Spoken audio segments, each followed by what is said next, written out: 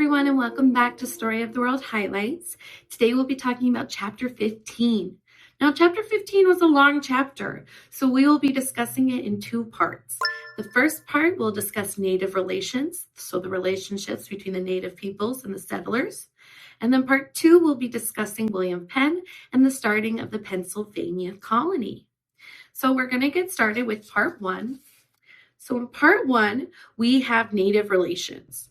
To start, we're going to be looking at the Plymouth settlers. So they were the ones that came over on the Mayflower and live in Massachusetts colony, and their relationship with the Wampanoag, in particular with their chief Metacom.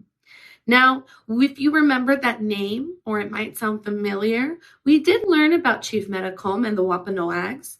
We learned about them during the Mayflower chapter. And if you remember correctly, they were really nice to the settlers. The settlers came, they weren't really good with farming, they weren't surviving, and Metacom and his people took pity on them and said, we'll help them out. But now we're seeing a negative side. Why is that? Well, that's because the settlers became very greedy. The settlers started saying, we need more land. We want more resources. And so they just took. They didn't even ask the Native people. They just took the area. And so the Wampanoag people who lived most close to this group, they saw their resources getting smaller and smaller, which made their life hard. And they saw their land getting smaller and smaller, which affected them and their lives and their people. And the settlers didn't care. The settlers thought they were stupid and they didn't care at all. So it was really unfortunate. But eventually Metacom said, that's enough. I can't stand this. And he partnered with some other local tribes who felt similarly about the settlers. And they staged an attack against the settlers in Plymouth. Now, at the time, the Plymouth settlers had a nickname for Chief Metacom, and that was to call him King Philip. So this war is sometimes known as King Philip's War. Now, they battled. Sometimes the Native peoples were winning. Sometimes the settlers were winning. But in the end, the Native people were surrounded and Metacom was captured and killed.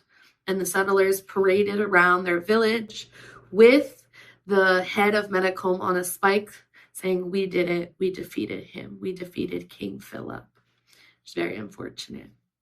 Now, this kind of greed that the settlers were having and this kind of frustration from the local Native tribes was not happening just in the colonies, but was also happening up north in New France. So let's go and take a look at what was happening there. So if you remember, we talked about Samuel Champlain. Now, Samuel Champlain really wanted to do right by the Native peoples. He wanted to help them. He wanted to make sure that they felt comfortable. So he would eat with them. He would talk with them. He would share resources. But unfortunately, as was the case with many settlers, they brought diseases with them and illnesses and sicknesses from Europe. And Native peoples, their bodies weren't exposed to those before. And so they didn't know how to fight those viruses. And unfortunately, the closest local tribe that Champlain partnered with was called the Huron tribe. And due to the spread of disease, over half of the Huron tribe died of a sickness called smallpox. And the Huron tribe was neighbors with a different tribe called the Iroquois. And the Iroquois, when they saw that the Hurons were half defeated by just the settlers, unfortunately, they said, ooh, they're weak. Let's get in now, and we can destroy the rest of them and take their land. And that's what the Iroquois did. They killed the remaining Hurons, wiping all Hurons out. And now that the Hurons had been defeated and were no longer around, the Iroquois decided to fight the Hurons' friends, the French settlers in Quebec. And so war started between those two, and the new French citizens sent requests to their king, Louis XIV, who we did read about last time. And they said, King, help us, help us. So the king sent a bunch of soldiers over to help them. And eventually they did strike a somewhat peace deal. But I want to really specify that it was kind of peace. It was just really, let's stop fighting for now. But there was still little fights here and there that happened. And now we saw that so many male soldiers were living in Quebec. And these male soldiers wanted to stay and start families. But there was no women to marry, or there wasn't at least not enough of them. And so they ended up asking the king to send some women over to the new colony so they could start families and continue New France. So the king did, and these women were called the daughters of the king. And they went and they married with these soldiers, and they ended up having lots of families. Now, as I said earlier, this peace was a sort of peace. And so people did still end up getting into fights with the Iroquois. The Iroquois would sneak attack sometimes. And at the end of this chapter section, we did see a story about a girl who was very famous for being brave and helping protect her parents' home while her parents were away when she had a sudden Iroquois attack happen. So, as you can see, unfortunately, Native peoples were suffering at large here in the New World due to the growth of the settlers who were coming to stay in the New World. So we saw a really decline in the lifestyles of the Native peoples. So that's the first part of the chapter regarding Native relations. The second part of the chapter talks about William Penn. Now, let's go over who was William Penn. To start this story, you need to know who the Quakers were.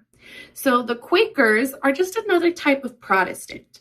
There's many types of Protestants, okay? Protestants are just non-Catholics that are still Christian, okay?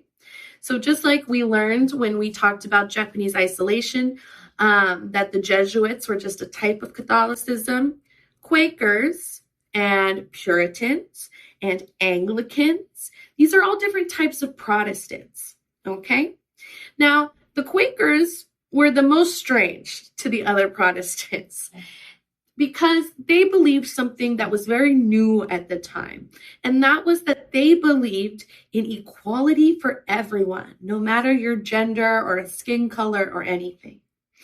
And they also believed, because of this equality, that they should not fight in wars. They should not bow to their kings. They should not take off their hats out of respect.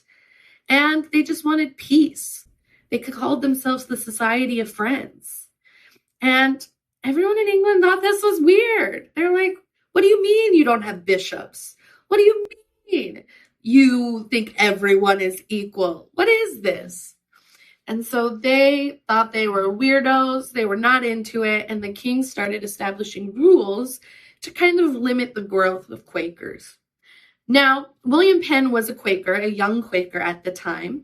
And William Penn is actually William Penn Jr. His dad's name was also William Penn. And William Penn Sr., the dad, was very famous. William Penn's dad was a famous admiral in the British Navy. And he was really good and really rich. And when it came for Charles II, that we read about last time, to come back to England, it was William Penn Sr., the dad, that drove the ship that brought him back. So he was very influential. He had lots of influence on people and things in England. Even when the king needed money, he went to William Penn Sr. and asked him for money. Now, William Penn Sr. was not a Quaker, and he did not approve of his son's Quakerism. But he said when he died, William Penn Jr. had an idea, and he said to the king, hey, you owe my family money, and you hate Quakers. So how about you give us land in the New World, and I will take the Quakers to the New World, and then you don't have to deal with that problem, and your debt is paid. And the king thought about this and said, I like it. Let's do it. And at first, William said, I want to name it Slovenia, which means woods in Latin. But Charles II said, no, we shall call it Penn, after your father, Pennsylvania. And so that's where the name came from. Now, we had a vision for this colony, William Penn. He had this very big new vision of how it would run, how the rules would be. And his decision was that the citizens would get to decide for themselves, which was very new at the time. He divided his party or his land into 3 governing bodies. The first one was the council. Now, the council was in charge of making the laws. Then we had the assembly, and the assembly's job was to vote on the laws. And last, we had the governor, whose job was to enforce the laws and make sure they happened. And they would have a capital city called Philadelphia. Now, Philadelphia is Greek for the city of brotherly love. Again, Council of Friends is what the Quakers were known as. So the city of brotherly love. Now, fun fact, even today, Philadelphia is still known as the city of brotherly love. So it's still there today. When they first went to the new Philadelphia and new Pennsylvania, William Penn had set aside and started these rules and this type of government, and it was working really well. But the governor of Maryland, a Catholic colony next door, was getting jealous. How come William Penn has this land? This isn't fair. I want more land. So he said, I'm going to go tell the king that I want some of your land. It's not fair. And he marched onto a boat and was getting ready to set sail back to England to have a talk with the king. Now, William Penn couldn't let him just go. He had to defend himself and protect Pennsylvania and Philadelphia. So he went on the ship with the governor of Maryland to go have a meeting with the king. Now, when he arrived, unfortunately, King Charles was so sick that he died very soon after. And his son, James II, became the king. Actually, it was not the son. I apologize. It was his brother. The King James II. Now, King James II was a Catholic. It's not good, especially in England. And his wife had a son, and they were going to raise him to be Catholic. And the English were just not okay with that. They're like, no. We are mostly Protestants. We don't do Catholic. Get out. No. So Parliament sent a message to Mary, who was James' oldest daughter. And Mary was living in the Netherlands, and she was married to a very high nobleman named William III of Orange. And so they decided, okay, we'll come over to England. We're Protestants. We'll come over. But they knew it wasn't going to be easy. They knew they were going to need support of an army. So they brought 14,000 troops to England to fight against James. Now, James, just like his brother Charles II, he had to flee. So he fled to France. Now, William and Mary were the new monarchs, the new rulers of England.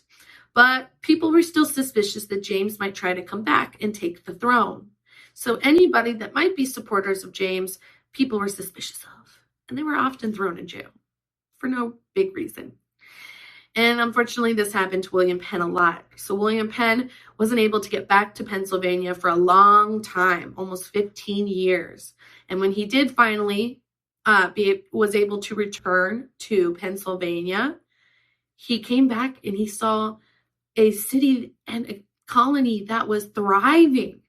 It was amazing. His ideas of these 3 types of government structures, which is a lot like our checks and balances we have today in America and a lot of other countries, he saw that it was working and it was functioning well. And there was even a statue made of him that stood in the center of Philadelphia. Now, the thing to know about all of this is that this type of government structure, like I mentioned, is what today's checks and balances is based off of. And this idea of treating everybody equal, that's what America's Constitution ended up saying similarly. So William Penn was a revolutionary at the time. He had big ideas that were strange and a little too bold at the time, but ended up shaping a lot of what we saw in America and other countries these days. So That is part 2. Again, long video. I apologize. It is a long chapter, but you are now ready to move on. So I will see you next time. Bye-bye.